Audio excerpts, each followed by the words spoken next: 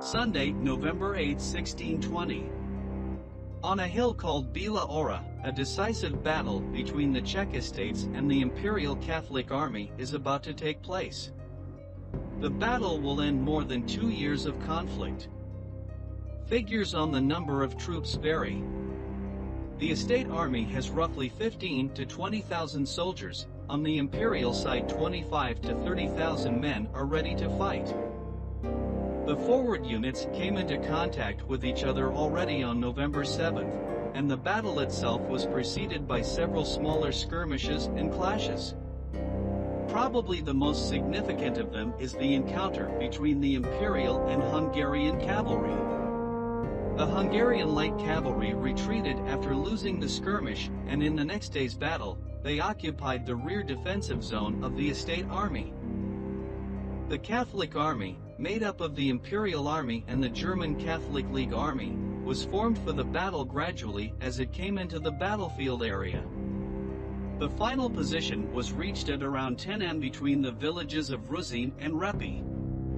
The Imperial Army occupied the operational area on the right, the League Army on the left. Corel Bonaventura Bucoi took command of both armies. The estate army has a more advantageous position on the hill. The right wing leans against the wall of the Vezda Nature Reserve, the left reaches almost to the steep slopes of Modol village. Its position blocks the western route to Prague. Thanks to the existence of the road, one can expect an enemy attack on the left wing, therefore it is reinforced by artillery and consists of the most combat-experienced formations. Conversely, the terrain elevation on the right wing is not very suitable for a direct attack. The estate army is less numerous than the Imperial Army, moreover, it suffers from strong demoralization. The hardships of war, the unpaid wages, the lack of initiative, the fragmentation of the command will lead to defeat in a few hours. The question remains, why didn't the estate army retreat beyond the walls, but preferred to fight in open terrain? Probably the city wanted to be protected from the direct hardships of war.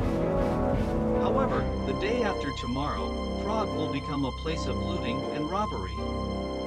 Immediately before the battle, several thousand mercenaries who did not receive the promised salary leave the estate army. At this moment, both sides certainly had no idea that the following clash would be decisive. There was disagreement in the Catholic General Staff about the next course of action. A survey reveals a relatively poorly occupied left wing. The first onslaught is therefore logically directed at it. The Imperial Cavalry is called in to silence the enemy artillery, which could cause great damage to the infantry units. The first sortie is repulsed by Thurn's cavalry regiment.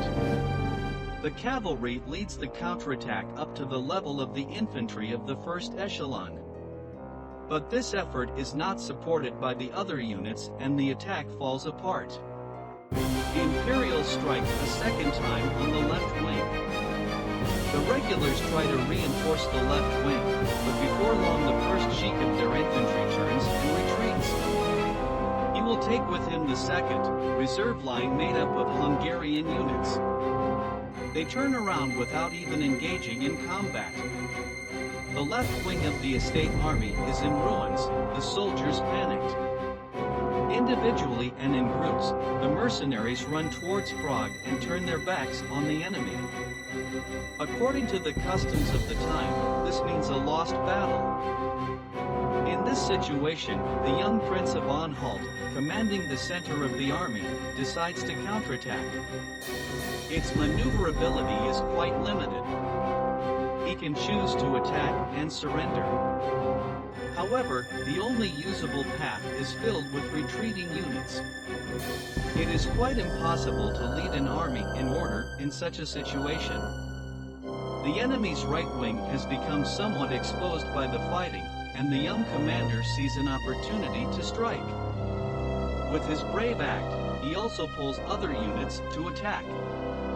Dashes into the attacking enemy's left flank. But again the attack fails due to the imperfect coordination of the status units. Prince Anhalt fights his way deep into the right Imperial Third in the thick tumult. Reinforcements do not arrive, the attack loses the necessary energy. The returning Imperial cavalry, which had been chasing the retreating left-wing units, will help encircle Anhalt's troops and capture their commanders. The Catholic army will begin an advance along the entire line of contact. Even its left part, which has so far stood aside from the main combat actions, advances up the hill towards the Vezda Nature Reserve. The situation is becoming hopeless for the Czech states. He's retreating.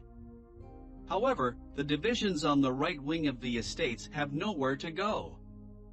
On their right side, they have a wall of fields, behind which there are detachments in reserve, which do not join the battle at all and later surrender without firing a single shot. There is an advancing enemy in front of them and the retreat routes are filled with other formations.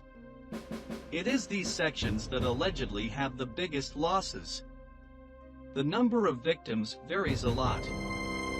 The authority responsible for burying the dead counted 1,600 dead. Some estimates speak of a total of up to 5,000 dead.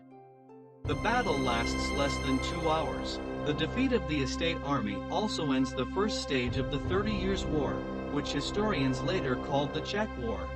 Thanks for watching. I'll be glad to subscribe and look forward to more historical battles.